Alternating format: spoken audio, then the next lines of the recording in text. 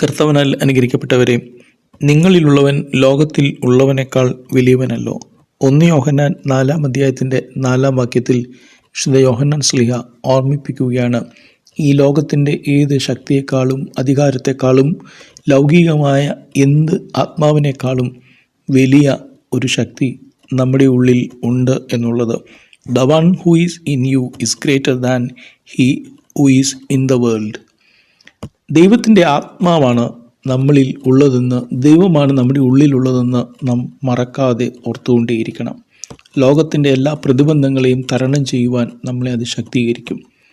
യേശുക്രിസ്തുവിനെ ആത്മാവ് മരുഭൂമിയിലേക്ക് പോകുവാനായിട്ട് നിർബന്ധിച്ചുവെന്നും അവിടെ പിശാചിനാൽ പരീക്ഷിക്കപ്പെട്ടുകൊണ്ടിരിക്കെ അവനെ ശക്തിപ്പെടുത്തിയെന്നും ഓർമ്മിപ്പിക്കുന്നുണ്ട്.